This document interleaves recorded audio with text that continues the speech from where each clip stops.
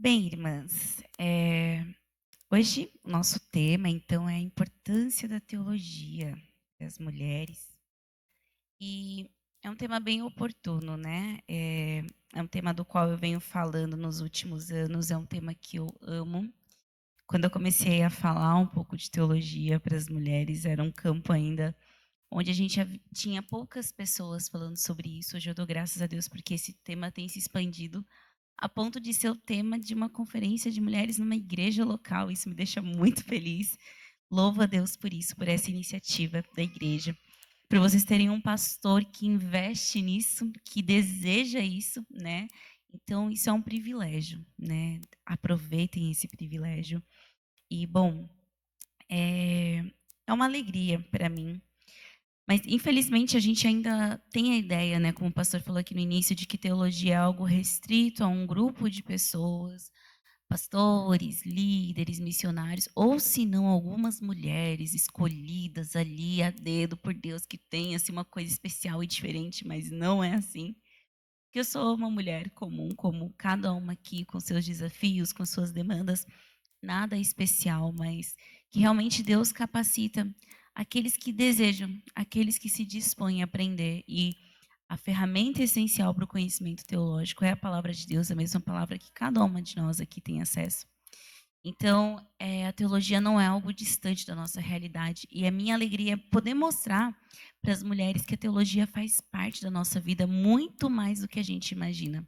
Quando a gente ouve o termo, né, teologia, dá até um arrepio já, fala assim, meu Deus do céu, lá vem, né, coisa difícil.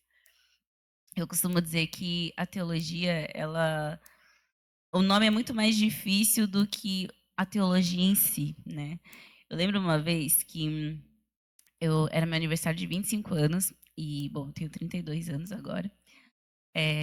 Meu aniversário de 25 anos, minhas amigas falaram assim: ah, vamos almoçar num restaurante, vamos jantar num restaurante mexicano e tal. Eu falei, nossa, que legal, né? Nunca tinha comido comida mexicana. Achei super chique, né? Sempre ouvia falar de guacamole, não sei o quê.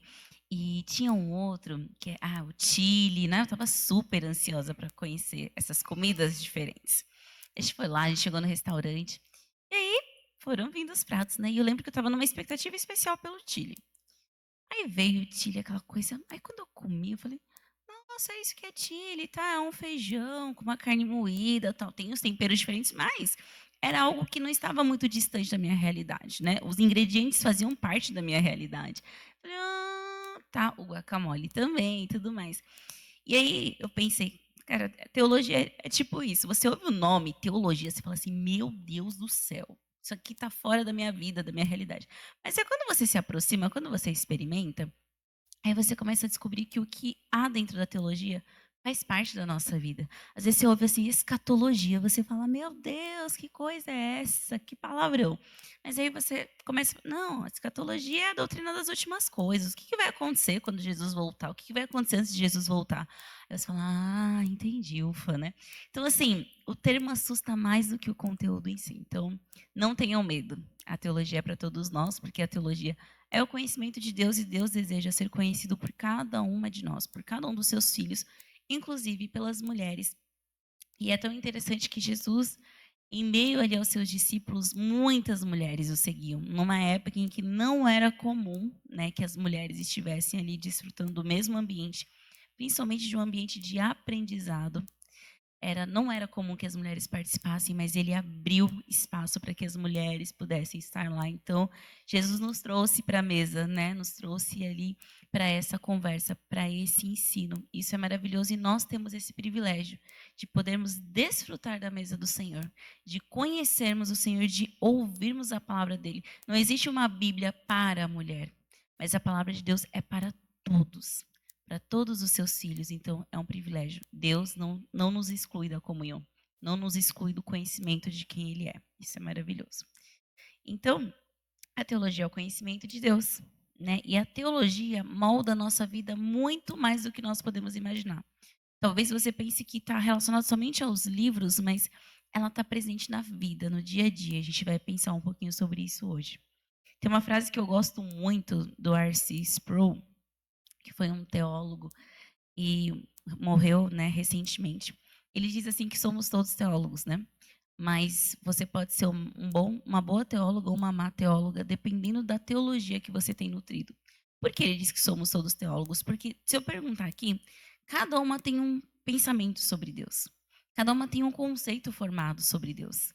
Mas a questão é, será que o conceito que você tem de Deus é um conceito correto, coerente com a palavra? É um conceito bíblico?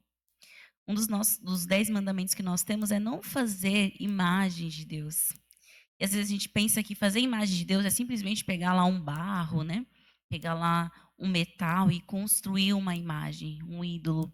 Mas a gente pode fazer imagens de Deus na nossa mente, no nosso coração.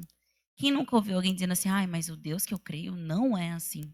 Não, mas o Deus que você crê é o Deus da Bíblia? Esse é o ponto. A gente cria uma ideia de Deus, ai, Deus é assim, na minha cabeça Deus é assim. E quando Deus não age de acordo com a imagem que a gente criou dele, a gente se frustra.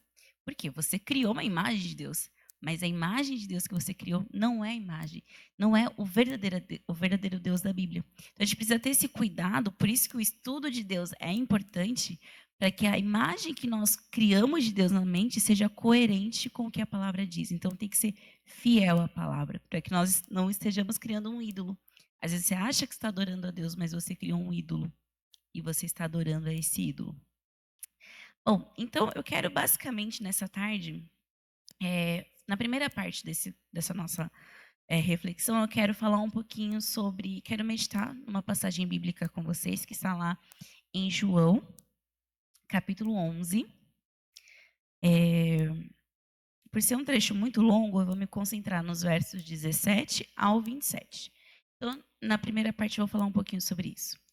E aí, na segunda parte, eu vou para uma questão mais prática, onde eu vou trazer algumas reflexões sobre a importância da prática das disciplinas espirituais, que inclui, inclusive, o estudo como disciplina espiritual, tá bom? Bom, então nós vamos ler João 11, do 17 ao 27. Vocês podem abrir as suas Bíblias, ou acho que vai ser projetado também. E eu tô aqui hoje como uma advogada também, tá? Não sou advogada, mas hoje eu vou advogar em favor de Marta. Porque a coitada da Marta, ela é muito julgada por causa da passagem em que Jesus disse: Marta, Marta. E a gente faz um recorte da Marta, parece que a vida da Marta se resumiu àquele momento e aquela fala de Jesus. E ela acaba sendo rotulada por uma única passagem, né? E a gente se esquece que ela é mencionada em outras partes, inclusive nesse texto que nós vamos ler. E se nós formos sinceras, a nossa vida não se resume a um único episódio, né? A gente acaba resumindo a vida dela a um único episódio. E naquele dia, aquele foi um dia difícil para Marta. Ela tinha um monte de coisa para fazer, provavelmente deixou para a última hora e aí ela ficou assim atribuladíssima. Mas isso não significa que ela era menos cristã que Maria, ou que ela era meio assim, fria espiritualmente, que ela não ligava para a teologia, para o estudo de Deus, que ela só queria saber de panela e tudo mais. Não. Com certeza, né? Houve ali esse registro para nos ensinar algo. Mas hoje eu quero apresentar uma outra Marta para vocês, tá bom? Uma Marta mais teológica, vamos dizer assim. Bom, então o texto diz o seguinte: Chegando, pois, Jesus viu que Lázaro estava sepultado já havia 4 dias. Betânia ficava a uma distância de 15 estádios de Jerusalém, e muitos judeus haviam ido visitar Marta e Maria para consolá-las pela perda do irmão.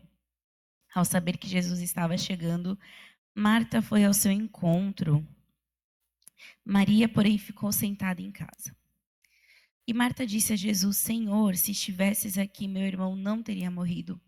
Mas sei que mesmo agora Deus te concederá tudo quanto lhe pedires. Jesus lhe respondeu: Teu irmão ressuscitará. Disse-lhe Marta: Sei que ele ressuscitará na ressurreição, no último dia. Jesus declarou: Eu sou a ressurreição e a vida. Quem crê em mim, mesmo que morra, viverá. E todo aquele que vive e crê em mim jamais morrerá. Crês nisso? Respondeu-lhe Marta: Sim, Senhor. Eu creio que tu és o Cristo, o Filho de Deus, que devia vir ao mundo. Amém. Bom, então eu já quero começar esse nosso ensino defendendo Marta. Já fiz a minha primeira defesa aqui do recorte que é feito da vida dela. E talvez a partir da passagem anterior, a gente tenha a ideia de que Marta era sempre aquela que estava, né, distante do ensino. Mas quando a gente olha para essa passagem nos mostra que não, que Marta, ela era discípula de Jesus. Ela estava aprendendo com Jesus, tanto é que ela sabia. Ela chegou ao ponto de dizer que Jesus era o Cristo. Essa afirmação não veio da cabeça dela, mas é fruto do que ela ouviu Jesus ensinando. Então, se ela pôde confessar que Jesus é o Cristo, é porque ela ouvia Jesus pregando. É porque ela estava sentada aos pés de Jesus também. Estar assentado aos pés de Jesus era uma atitude que um discípulo fazia, né? Então, ali, naquele período, o mestre se assentava e os discípulos se sentavam no chão para ouvi-lo. E embora na passagem que a gente conhece, né, em que Marta estava atarefada, ela não estava sentada aos pés de Jesus, somente Maria, a confissão dela aqui nos mostra que sim, Marta era alguém que se assentava aos pés de Jesus também, para ouvi-lo. E, bom, a história aqui você já conhece, mas só fazendo um breve resumo.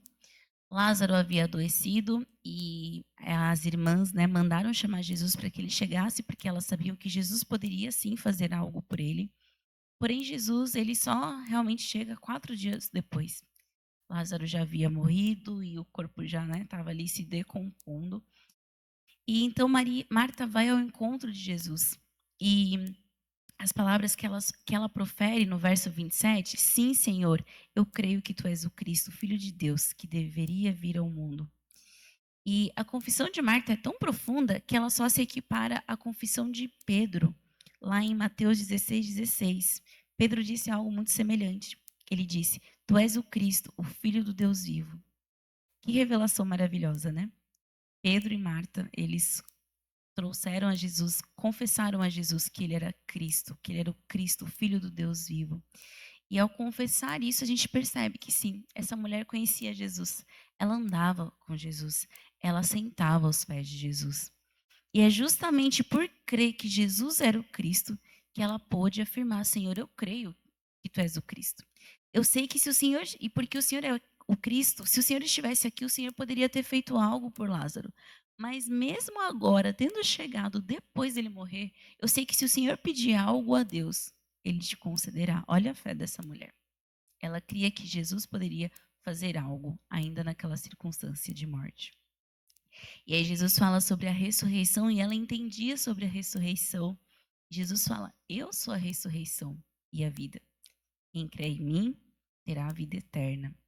Então, a gente vê aqui a fé de Marta. E para que ela pudesse ter essa fé, para que ela pudesse ter essa esperança, ela tinha que ter uma teologia por baixo. E ela tinha uma teologia, um conhecimento profundo de quem Jesus era, de quem Deus era e do que Jesus poderia fazer, não somente por ela, mas pelo seu irmão.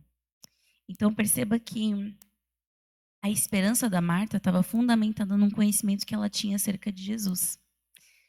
E, irmãs, a nossa esperança, ela não é uma esperança vazia, não é uma esperança vã. Ela só se sustenta se ela tiver um fundamento. E ela só se sustenta se esse fundamento for a palavra de Deus. Qualquer esperança ou num otimismo, né? A gente vive a geração do otimismo. Você consegue, você é forte, você é empoderada, você é capaz, você só precisa de mais tentativas, de mais disciplina, de mais dedicação, acordar mais cedo, fazer exercício, não sei o quê. Você só precisa disso. Mas essa esperança não se sustenta, porque uma hora a gente cansa, uma hora a gente desanima. Um dia a gente está com cólica, no outro dia a gente está, os hormônios estão totalmente, né, descompensados. Se a nossa esperança estiver somente nessa vida, ou naquilo que a gente pode fazer, nas nossas circunstâncias, no salário que vai entrar no final do mês, na saúde que a gente tem, ou na saúde dos nossos entes queridos, uma hora a gente vai sucumbir. Para que a nossa esperança seja firme, ela precisa de um fundamento firme. Esse fundamento é Cristo. E a gente só pode conhecer a Cristo por meio da sua palavra, por meio de uma teologia saudável, de um conhecimento real e genuíno de quem ele é. Então, conhecer a Deus, saber quem Deus é o que nos sustenta no final do dia, mais do que qualquer outra coisa. Então, mesmo em meio ao sofrimento de Marta, e ela fala isso para Jesus: Poxa, Jesus, se o Senhor tivesse chegado um pouquinho antes, eu sei que ele não teria morrido. Mas mesmo em meio a esse sentimento de perda, de incapacidade, ela tinha esperança de que, estando Jesus ali, algo poderia acontecer ainda. Ela não sabia o quê, nem como, mas ela tinha esperança porque ela conhecia Jesus. Porque ela conhecia, ela sabia que Jesus era o Cristo, o Filho do Deus vivo. E a pergunta que eu quero te fazer é: o que tem te sustentado? O que sustenta a tua fé? Eu vejo que as mulheres, né, a gente vive um perigo de uma fé muito emocional. Eu fui para o seminário em 2015, eu acho, se eu não me engano, 2014. E uma das razões que me fez ir para o seminário não foi por nenhuma expectativa ministerial, porque eu queria ser algo, né, exercer algum ministério. Eu sou filha de pastor, cresci na igreja, mas eu entrei numa crise em algum momento da minha vida que falou assim: meu Deus, eu sou crente porque meus pais falaram de Jesus para mim, cresci num ambiente que favorecia essa fé, ou eu sou crente porque eu realmente creio que tu és o Cristo, creio em quem o Senhor é. E aí eu entrei em conflito. Por quê? Eu afirmava crer, mas eu não sabia por que eu cria. Se alguém me perguntasse, tá, ok, qual é o fundamento da sua fé? Eu não sabia. Eu tinha dúvida, eu não tinha certezas. E isso me levou para o seminário. Eu falei, não, eu preciso estudar, preciso aprender, porque eu não sei. Eu não quero viver para sempre na fé dos meus pais, eu quero viver na minha fé, na fé que eu recebi do Senhor. Eu fui para o seminário, comecei a estudar, conheci o estudo teológico, e foi transformador na minha vida. Eu digo que foi realmente o divisor de águas, porque ali eu entendi porque eu cria. Eu entendi o amor de Deus, eu entendi o sacrifício de Cristo por mim. E antes disso, eu tinha uma fé muito emotiva, muito volúvel. Então, ai, hoje eu sinto que Deus me ama. Ah, então Deus me ama. Mas amanhã eu já não sinto o amor de Deus. E quando eu não sinto o amor de Deus, eu me desesperava, quando eu não sentia. E aí ficava assim, esperando Deus me dar sinais de que Ele me amava. E tudo eu encarava como um sinal. Ai, se isso acontece, quer dizer que Deus me ama. Quando isso não acontece, Deus não me ama. Não sei se vocês conhecem, tem até um livro. Foi o Bibo, Rodrigo Bibo, que escreveu. Ele escreveu uma versão, eu não lembro a história original. Acho que o livro original é O Deus que Frustra Sonhos, eu acho, que destrói sonhos. Aí ele fez uma versão para criança chamada Quando o Meu Sorvete Cai. A gente tem essa história em casa e eu leio para o Azaf. E no livro, a menina, ela tinha a vida perfeita, ela era aluna perfeita, era muito amada pelos pais e a vidinha dela era perfeita. Um belo dia, ela não foi escolhida como costumava ser, para cantar na apresentação do coral. E ali o mundo dela ruiu, porque ela falou assim: poxa, minha vida sempre foi perfeita, sempre deu tudo certo. De repente, hoje não deu certo. E aí ela começou a achar: não, alguma coisa está errada, Deus não me ama. Para piorar, naquele dia, né, toda sexta-feira, a mãe dela levava ela para a sorveteria. E a mãe dela viu que ela estava cabisbaixa e triste, falou: bom, hoje não é sexta, mas eu vou levar minha filha para a sorveteria. Levou. Ela escolheu o sorvete dela preferido. Na hora que ela estava saindo, ela pisou no cadarço e, puf, o sorvete caiu no chão. Aí, pronto, ela desandou a chorar. Falou, pronto, né? Já não fui convidada para cantar no coral da escola. Meu sorvete ainda cai? Meu mundo acabou. E ela começa a se questionar: será que Deus me ama? Gente, parece bobo, né? Você, história de criança, né? Quem que ia ficar triste porque o sorvete caiu, porque não foi convidada para cantar na escola? Mas nós, adultas, às vezes temos esse sentimento. Porque quando as coisas começam a dar errado na nossa vida, quando as coisas não acontecem como nós esperávamos, quando a gente faz 1 mais 1, mas o resultado não é 2, a gente fala: pera, não é possível. Deus está pesando a mão, Deus não me ama, é alguma coisa que eu fiz, Deus está me castigando. A gente já começa a se questionar, porque no fundo, a nossa fé está fundamentada nas nossas ações, nas nossas obras. Na raiz de tudo tem uma teologia que não é coerente com a palavra de Deus. Uma teologia que nos leva a pensar que não, eu estou sendo castigada por Deus.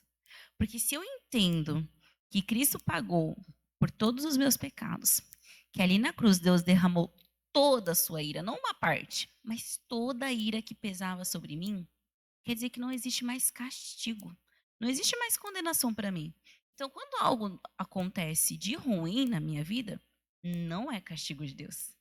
Por quê? Porque Cristo foi castigado no meu lugar. Porque se Deus está me castigando, quer dizer que a obra de Cristo não foi completa. Então sobrou ali um resquício, 100 ml que seja, que Deus está derramando sobre mim. Quer dizer que a obra de Cristo não é suficiente. Vocês percebem como a teologia é importante e ela afeta o nosso dia a dia? Os nossos sentimentos, as nossas reações diante das circunstâncias? Então, às vezes a gente não percebe, mas ela está ali.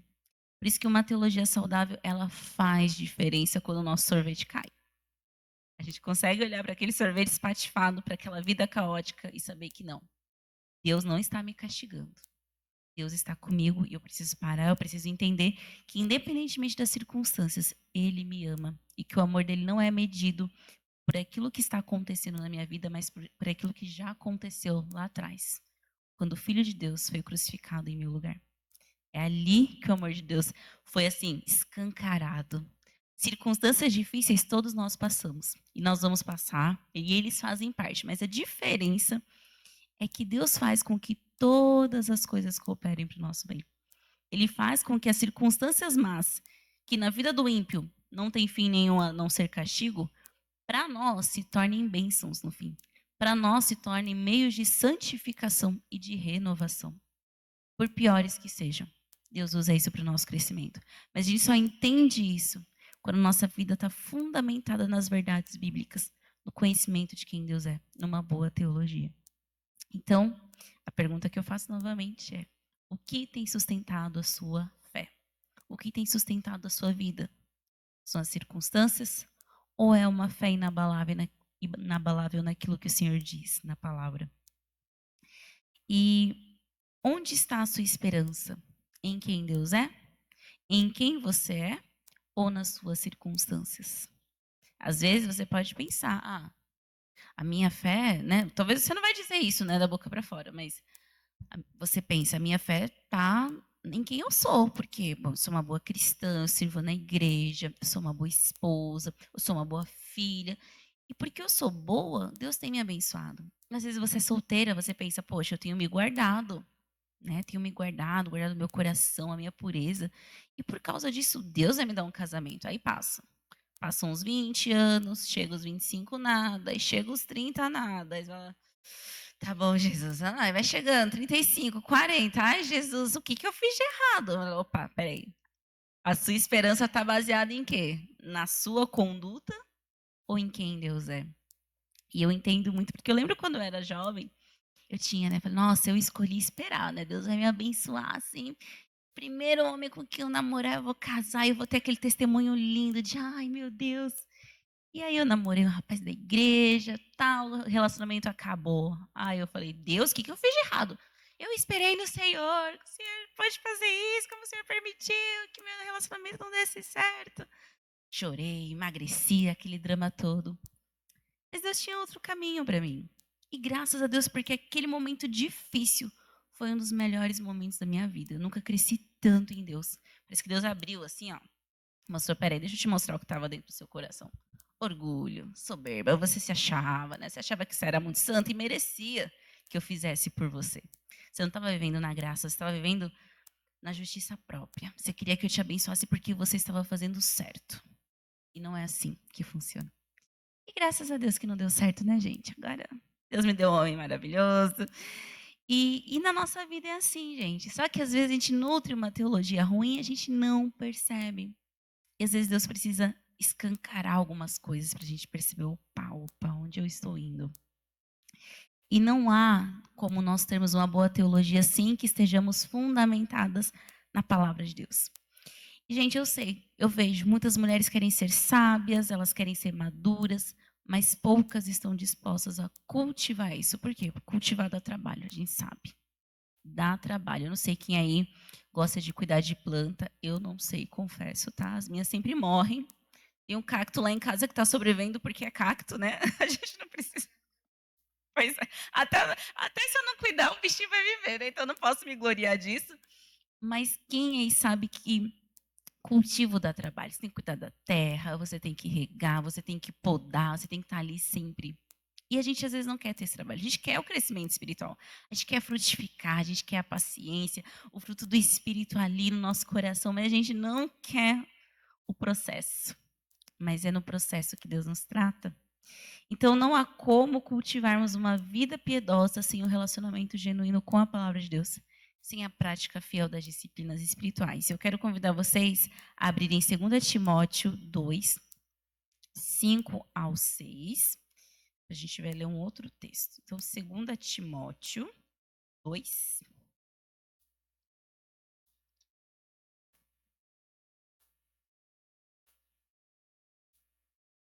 Do 5 ao 6. Deixa eu ver se eu falei certo. Isso mesmo.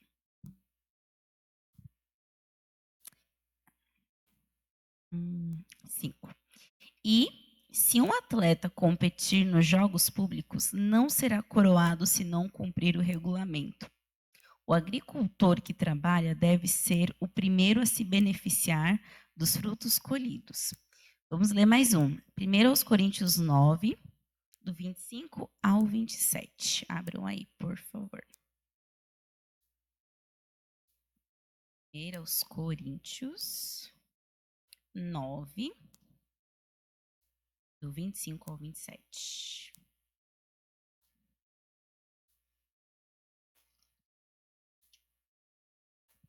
O texto diz assim: E todo atleta exerce domínio próprio em todas as coisas. Os atletas o fazem para alcançar uma coroa perecível. Nós, porém, uma coroa que não se acaba. Portanto, corro não como quem não tem alvo, e luto não como alguém que golpeia o ar. Pelo contrário, aplico socos no meu corpo e o torno meu escravo, para que depois de pregar aos outros eu mesmo não venha a ser reprovado. E sabe, irmãs, nos últimos tempos eu tenho meditado bastante e ensinado muito sobre a importância das disciplinas espirituais na nossa vida. Eu acho que a nossa geração, né, os cristãos desse tempo, são dos cristãos mais fracos em termos de prática das disciplinas espirituais. Não é à toa que a gente vê, né, o resultado: famílias quebradas, igrejas enfraquecidas, uma sociedade enfraquecida. Mas o apóstolo Paulo, nesses dois textos, fala da jornada cristã como a jornada de um atleta.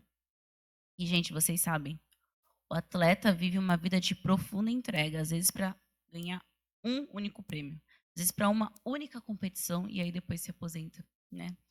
E a vida do atleta, né, a vida de glória do atleta é muito curta, mas ele passa a vida inteira para aquele momento. Outro dia eu estava vendo um documentário do Michael Phelps, que é um nadador, acho que ele não é mais nadador, já se aposentou, mas ele treinou a vida inteira. Ele fala que ele passou 6 anos treinando todos os dias. Faça chuva, faça sol, com gripe, sem gripe. Todos os dias ele treinou durante 6 anos para competir e ganhar a medalha de ouro e ser o melhor do mundo por um curto período de tempo, né? Ele treinava todos os dias. Então, a vida do atleta é muito disciplinada. O apóstolo Paulo usa essa referência do atleta. Ele fala que ele, assim como atleta, ele buscava, ele se empenhava para alcançar uma coroa incorruptível, para conseguir algo que não perece. O atleta ganha ouro, ele ganha uma medalha, ele ganha um reconhecimento por algum tempo, depois passa, né? Provavelmente nossos filhos nunca vão saber quem foi Michael Phelps, não faz muita diferença. Mas nós estamos correndo para algo eterno, para algo que não se corrompe, e às vezes a gente faz muito menos do que um atleta amador faz. A gente não tem essa coragem. A gente vive na sociedade do conforto, do bem-estar. A gente quer, ai, quanto menos esforço eu tiver que fazer, melhor. Né? Eu não quero. Mas se você quer ser uma mulher diferente, uma mulher forte em Deus, uma mulher conhecedora da palavra, é preciso buscar mais. É preciso entregar mais. É preciso correr mais. É preciso realmente renunciar às coisas do mundo, aos pesos que te impedem de correr na direção de Cristo. E às vezes nós não estamos dispostos. A gente não quer ler a Bíblia. Ai, porque estou cansada. Estou com preguiça. Ai, porque eu abro, mas eu não entendo. Mas aí você não faz o menor esforço para entender também. Eu sempre digo assim, se você tivesse que fazer um concurso público e aí você se deparasse com uma pergunta muito difícil, você não ia virar a página e simplesmente fechar e falar assim, não vou responder, não. Não. Você ia ler pelo menos umas 3 vezes aquele texto. 3 vezes aquela questão até você entender. Você ia se esforçar para isso. Por quê? É importante para você. Mas às vezes em relação à palavra de Deus, a gente não faz esse esforço. Eu abri aqui Mateus. Não entendi não. Tá bom. Deus não quer falar comigo hoje não. Deixa eu lá cuidar da minha vida. Às vezes a gente faz assim. Eu confesso que eu já fiz isso por muito tempo, viu? Eu abria e falava, Senhor, fala comigo, em nome de Jesus, amém. Aí abria. Ixi, não é isso não. E eu saía, e às vezes falava assim, poxa, Deus não tinha nenhuma palavra para mim hoje. Gente, tudo isso aqui é a palavra de Deus. Será que não tem? Deus não quis falar comigo mesmo ou eu não quis ouvir? ou eu não tive paciência para ouvir? Qual foi a última vez que você dedicou tempo para ler a Bíblia, para fazer um devocional, para orar, para jejuar? Né? A gente vai abandonando as disciplinas espirituais, aí a gente fala assim: nossa, eu me sinto tão impaciente, meu Deus, eu não tenho paciência. Eu não sei, eu quero voltar a pegar essas crianças, eu quero pegar meu marido. Por que será? A gente vai olhar o histórico. Não ora muito, quase não lê a Bíblia. Os frutos vêm, né? A gente fala, nossa, eu não consigo exercer domínio próprio. Eu, sabe, quando eu vejo já, eu gasto meu tempo inutilmente. Eu como aquilo que eu sei que eu não deveria comer, mas quando eu vejo, né, meu olho ali, ai, não consigo. Não consigo exercer domínio próprio. Mas sabia que Deus já te deu as ferramentas para você cultivar o fruto do Espírito, para você exercer cada uma das coisas que você precisa para ser uma mulher madura? Só que a gente não usa as ferramentas, porque a gente fica ali, né, no nosso comodismo. O caminho é estreito, irmãs, e não há maturidade sem esforço e sem empenho e dedicação. Lá no texto que a gente leu, em 2 Timóteo 2,6, Paulo fala do trabalho do agricultor. Toda árvore já foi uma semente. Uma sementinha, às vezes, desse tamanho. Outro dia eu estava olhando o tamanho da árvore que dá mostarda. Gente do céu, ela é enorme. É enorme. E Jesus fala assim, a semente, né? Você vai ver a semente é minúscula. É a menor das sementes. Olha o tamanho da árvore. Às vezes a gente tem preguiça de cultivar, mas eu te garanto que o trabalho que você vai ter para semear é infinitamente menor do que os frutos que você vai colher se você se dedicar. Porque a palavra de Deus, o Senhor diz, né? Ele multiplica 30, 60, 100 por um. Por um. A gente acha que Deus está pedindo muito, mas Deus está pedindo pouco demais perto daquilo que Ele vai derramar quando nós nos dedicarmos a obedecer, a fazer aquilo que Ele pede de nós. Eu gosto muito de comparar o crescimento espiritual ao crescimento da árvore, né? Salomão diz que o justo é como uma árvore plantada junto a ribeiros, ele dá fruto no tempo certo. E para que a gente dê fruto no tempo certo, a gente precisa crescer. E eu gosto muito dessa expressão, né? A gente tem que crescer para baixo. A gente vive num mundo de aparências, pessoas querem visibilidade, elas querem mostrar o fruto, mostrar. Mas ninguém está disposto a crescer para baixo, sabe? Porque para uma árvore de 2 metros estar ali linda, maravilhosa, com frutos, às vezes ela passou 10 anos crescendo para baixo. 10 anos aprofundando raízes, parecia que não tinha nada ali. Mas de repente ela começa a crescer e frutificar. E o fruto dela alimenta famílias, pessoas, sabe? E é isso que Deus nos chama, irmãs. Crescermos para baixo, para que os nossos frutos possam abençoar a nossa família, a nossa igreja, a sociedade. Quando a gente vive na imaturidade, a gente se recusa a crescer, a gente não está prejudicando somente a si mesmo, a nós mesmas. Estamos prejudicando aqueles que estão ao nosso redor e aqueles que estão distantes de nós também. A árvore não come do seu próprio fruto. Quem come do fruto da árvore? Os outros, não é mesmo? Pois é, nós estamos em Cristo. Não é sobre nós. Às vezes fala assim, nossa, a minha igreja está assim, mas talvez se eu estivesse exercendo aquilo que eu preciso exercer, se eu estivesse frutificando naquilo que eu preciso frutificar, a minha igreja estaria diferente. Ai, a minha família está assim, o meu casamento está assim, mas talvez se eu estivesse frutificando da forma como eu deveria, meu casamento não estaria como está, porque eu estaria dando frutos para alimentar os outros. A minha família estaria sendo melhor alimentada porque eu estaria frutificando. A Bíblia fala da mulher como uma videira frutífera. A Bíblia fala da mulher como uma videira frutífera. Ela dá frutos. Ela abençoa a sua família. Ela não cessa de frutificar. E Deus espera que nós frutifiquemos. Para isso, a gente tem que crescer para baixo. Aprofundar as nossas raízes. E não tem como nós aprofundarmos as raízes sem que nós nos dediquemos ao conhecimento de Deus. Porque o conhecimento de Deus é o solo fértil onde nós florescemos, onde nós crescemos, onde nós nos tornamos quem devemos ser. Não adianta, você pode fazer 30 cursos, você pode aprender, sabe assim, nossa, como ser uma mulher bíblica. Você faz o curso, tem ali todo o manual, mas se você não lê a Bíblia, como é que você vai ser uma mulher bíblica? Não tem como ser uma mulher bíblica sem a Bíblia, não é mesmo? Não é como ser uma mulher madura em Cristo se você não conhece Cristo. Não tem como desenvolver o fruto do Espírito se você não tem um relacionamento com o Espírito Santo. Esse é o ponto. A gente quer a solução pronta, o pacote pronto, mas a gente não quer o processo. A gente não quer crescer para baixo. E a gente precisa buscar isso. Viver uma vida enraizada, uma vida firmada em Jesus. E para isso, né, eu sou muito didática. Eu venho de uma família de professores, sou casada com um professor, eu também sou professora, eu ensino teologia para mulheres. E eu acho que a gente não pode só chegar aqui, eu não posso só chegar aqui e falar, mulheres, vocês têm que fazer isso, é assim, sem mostrar um caminho, tá bom, por isso que eu quero isso, mas o que, que eu faço? Pergunta para Deus. Tchau, obrigada. Não, eu gosto de ensinar, né? Trazer o caminho, porque eu sei que a palavra traz ferramentas para isso. E é o que eu tenho falado, é sobre a importância das disciplinas espirituais, gente. É o arroz com feijão, o básico, que a gente não faz, e aí, porque a gente não faz, a gente não consegue avançar, a gente não consegue crescer. Mas o que, que são as disciplinas espirituais? As disciplinas espirituais são meios de graça, meios que Deus nos concede para que nós possamos crescer na nossa piedade e na nossa devoção. Existem várias, mas eu quero citar as principais: a oração, a leitura bíblica, o jejum, a comunhão, foi falado aqui no início, a gratidão, sim, a gratidão é uma disciplina espiritual. Não é só um mantra, porque hoje em dia está na moda, né? Gratidão, mas gratidão para quem? Para o universo? Não sei, para a natureza? Não. Gratidão flui de um coração que reconhece quem é Deus, que sabe que tudo que tem vem do Senhor. Então a gratidão também é uma disciplina espiritual. A generosidade, a comunhão, são disciplinas que Deus nos deu para nós crescermos em fé, para nós tornarmos os nossos músculos espirituais mais fortes. Eu digo que, assim como, né, quando você não exercita o seu músculo, o que acontece? Ele atrofia. Minha avó faleceu em 2018.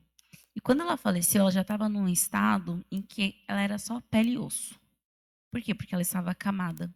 Ela não andava, ela não se movimentava. Então, o que aconteceu com o músculo? Atrofiou. E na nossa vida espiritual, irmãs, é assim. Se você não exercita os seus músculos espirituais por meio da prática das disciplinas espirituais, você começa a atrofiar. A vontade que você tinha de servir a Deus vai morrendo. A vontade de servir o próximo vai morrendo. Você não quer mais ir para a igreja, você não quer mais orar, você não quer mais ler a Bíblia, você vai atrofiando.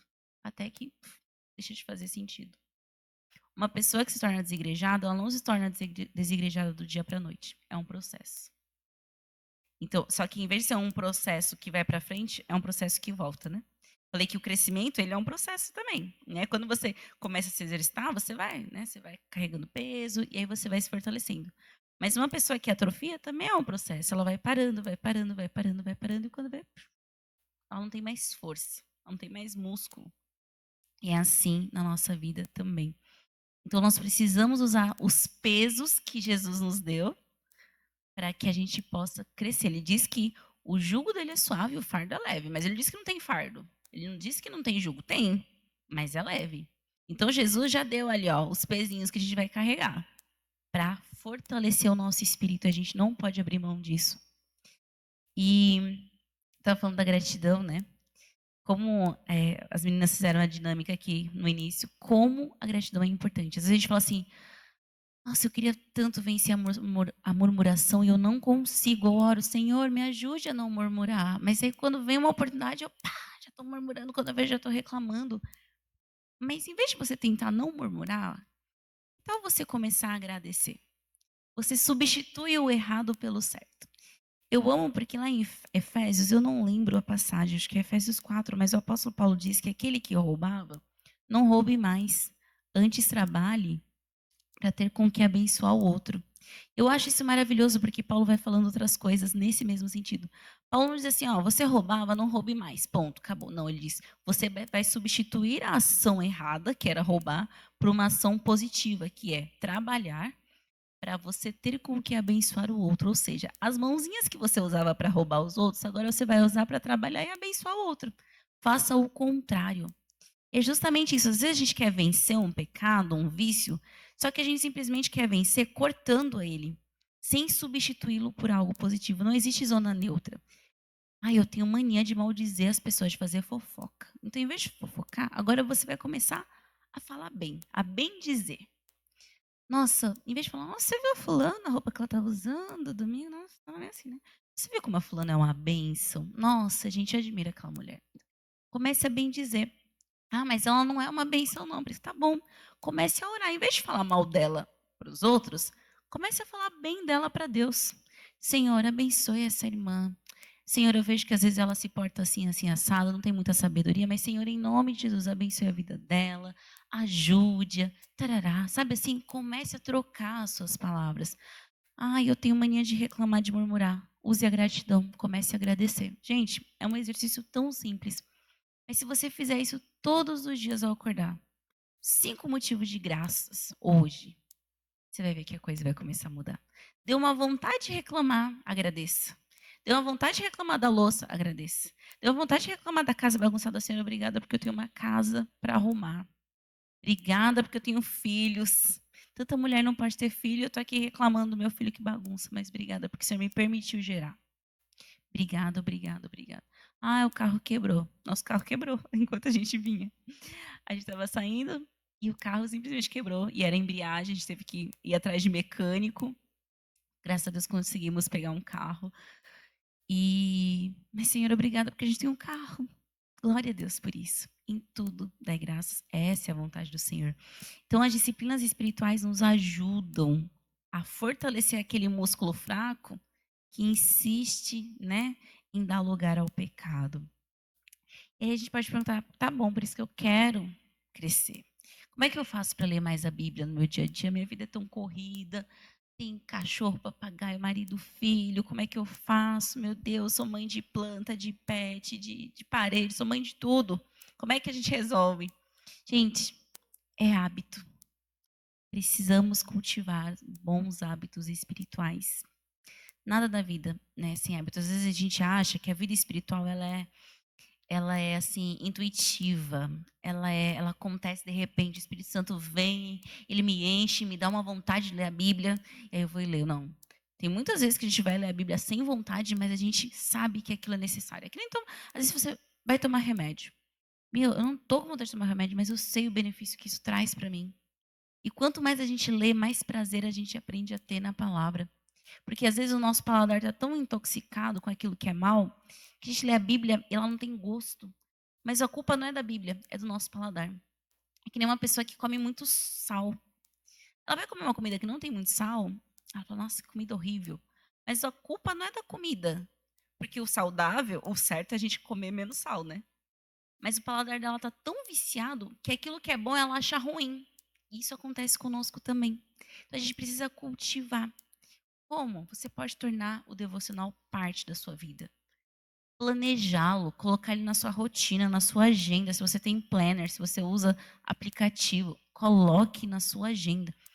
Todo dia, 9 horas, 10 horas, sei lá, 20 horas, no horário que eu tenho, eu vou ter um tempo para ler minha Bíblia, para orar, para falar com o Senhor.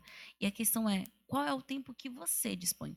Não é o tempo da Prisca. Você olha, nossa, a Prisca faz devocional de manhã, que coisa boa, eu quero fazer também. Mas às vezes não dá, porque você sai da sua casa às 5 da manhã para trabalhar, você chega, sei lá, 18 horas. Então, mas qual é o seu tempo? O tempo que Deus te deu para você fazer.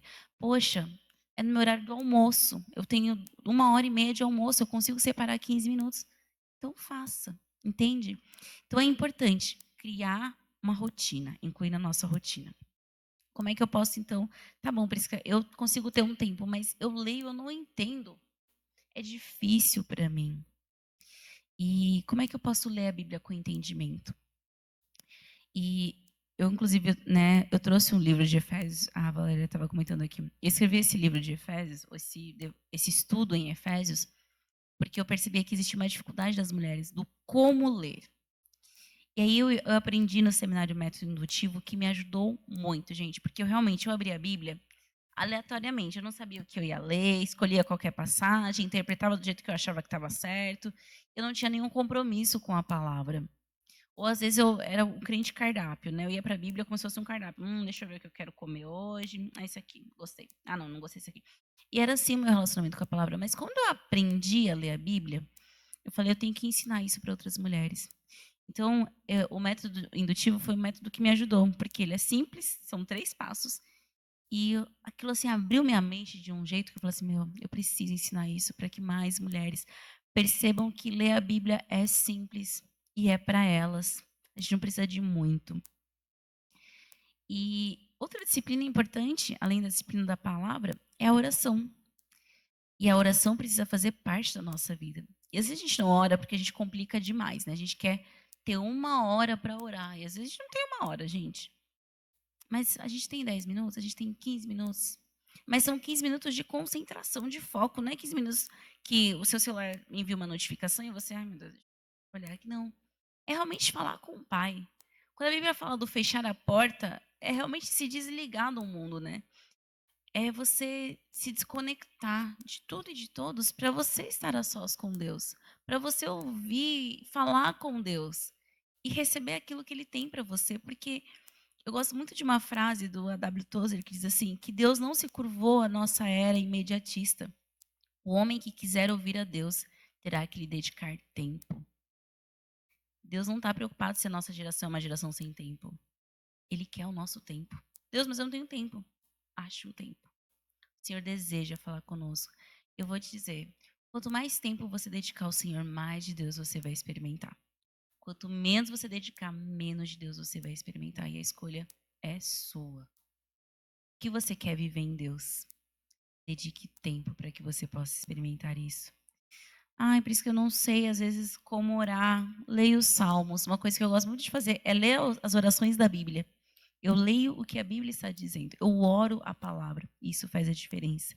Adore, confesse, interceda por alguém, faça petições, ore o Pai Nosso, mas ore. Às vezes é difícil no começo, é meio travado, mas a gente vai se acostumando. É que nem como conversar com alguém que você nunca viu, nunca conversou. O começo pode ser meio assim, meio estranho, mas com o tempo a amizade vai fluindo. Nossa, se torna tão fluido. Assim é com o nosso Senhor. Pece, pece. E Deus vai colocar as palavras nos seus lábios. Outra disciplina importante, mas desprezada, a disciplina do jejum, né? Como é difícil, eu sempre dizia, sempre tive muita dor de cabeça. Eu falava assim, meu, jejum não é para mim. Não dá, Senhor, desculpa, mas se eu ficar 1 hora sem comer, eu morro de dor de cabeça. E eu tinha muita dificuldade. Aí eu falei, não, não é possível, gente. Eu tenho que vencer esse gigante da minha vida. E comecei, pouco a pouco. E acho que um dos segredos do jejum é não tente correr se você não consegue, se você nunca nem caminhou. Não tente correr 10 quilômetros se você nunca correu nenhum quilômetro. E às vezes a dificuldade de jejum é que a pessoa nunca jejuou, mas ela quer fazer um jejum de um dia inteiro, 2 dias, e realmente vai ser impossível. Comece com pouco. Se eu vou te dar uma refeição, eu vou te dar o café da manhã. E nesse tempo eu vou me dedicar à oração, à leitura da palavra. Venci o café da manhã, opa, amanhã, na próxima semana, sei lá, no próximo mês, eu vou tirar a parte da manhã. Vou fazer das 6 ao meio-dia. Beleza. Você pode começar com uma refeição, partir para um período. E aí, né, se você for guerreira, faz um jejum de um dia, jejum de 2, quem sabe. Mas comece com um pouco que você tem. Não tente correr 10 se você nunca correu um, entende? Mas comece, gente, e é uma bênção. Pensa numa disciplina que vai te ajudar a ter domínio próprio. Se você não consegue ter domínio próprio, peça a Deus, jejue, faça esse desafio. Você vai perceber a diferença na sua vida. E quanto mais você fizer, mais o Espírito Santo vai agindo. Mas como é que a gente faz, né? Escolha dentro do seu tempo. De preferência, um dia em que você esteja em casa, né? Porque não adianta você estar na correria do trabalho. Você trabalha num call center, né? Você é atendente de telemarketing. Meu, você não para um minuto. Escolhe um dia que você está em casa. Ó, hoje eu vou tirar o café. Não vou tomar café. E nesse tempo eu vou orar, vou ler a Bíblia. Escolha um propósito para o seu jejum, santificação. Ah, eu preciso isso. Preciso mortificar, vencer esse pecado. Preciso falar menos. Senhor, me ajuda a controlar a minha língua. Jejuar sobre isso. E o Senhor vai te ajudar, porque Ele deseja fazer isso. E, irmãs, por incrível que pareça, tudo isso faz parte de uma teologia saudável. Pois é. Isso faz parte daquilo que nós chamamos de teologia, porque o conhecimento de Deus afeta a todas as áreas da nossa vida. Nosso relacionamento com Deus, com o nosso próximo, com o alimento, com tudo, com a palavra de Deus. A ideia de que a teologia é meramente um estudo frio e isolado da nossa realidade não é verdadeira. Teologia é vida prática, é devoção, é crescimento espiritual. Teologia é oração, é vida de oração, é relacionamento. Porque não adianta eu ser sou uma super teóloga, mas eu sou snob, não falo com ninguém. Detesto estar em comunhão. Pera, então tem alguma coisa errada com a minha comunhão, com o meu conhecimento teológico.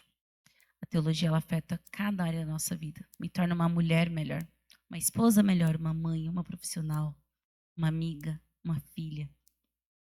E a minha oração é que vocês possam ser mulheres da teologia, mulheres da palavra, mulheres firmes, mulheres fiéis, capacitadas que vão servir a sua igreja com amor, com afinco, com desejo. A gente tem ensinado teologia, né? No ano passado a gente começou um curso de teologia para mulheres que ele trabalha os fundamentos da teologia. E eu acho tão engraçado, tão interessante, porque a maioria das mulheres que estão ali são mães e tal. E sempre que eu leio, ela fala assim, Prisca, eu nunca pensei que a teologia me faria amar mais a Deus. Ter mais devoção, mais desejo, que ela afetaria o meu relacionamento com o Espírito Santo, o desejo de adorar mais a Deus. Eu falei, pois é, porque a gente acha que é só aqui. Mas Deus criou o nosso intelecto, as nossas emoções, Ele nos criou inteiras. E Ele quer que o conhecimento de quem Ele é afete a totalidade do nosso ser. Então, sim, uma boa teologia afeta a nossa adoração, as nossas emoções, a nossa vida toda. Meu desejo é que vocês amem a palavra, que vocês desejem ser mulheres que tenham uma teologia saudável. E que essa teologia saudável gere frutos nos lares de vocês, nas igrejas de vocês, nos trabalhos, na sociedade. Faça a diferença, torne vocês vizinhas melhores, amigas, filhas, esposas, servas melhores, para a glória de Deus. Amém? Eu quero orar por vocês, para que o nosso Deus possa despertar mulheres.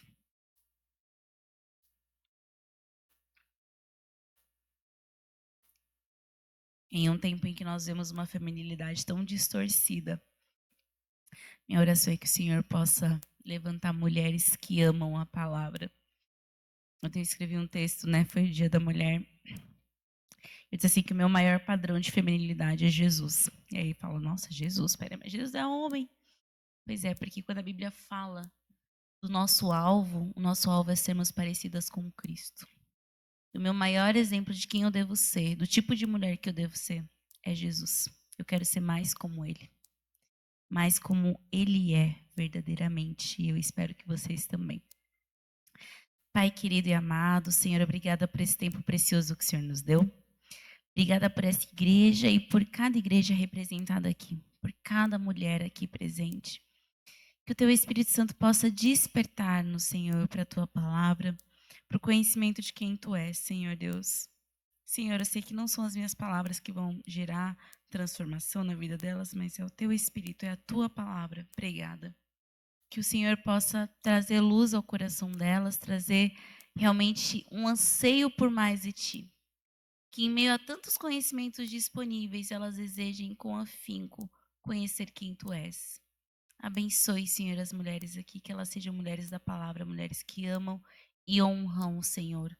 Que elas sejam atletas de Cristo, mulheres que estão correndo para o alvo, que é Jesus. Que elas sejam dedicadas na sua santificação, entregues, que haja humildade, que haja transformação genuína em seus corações. Ó Senhor, em nome de Jesus, que nenhuma semente que foi semeada aqui se perca, mas que frutifique na vida das minhas irmãs, Senhor. Essa é a minha oração em nome de Jesus Cristo. Amém.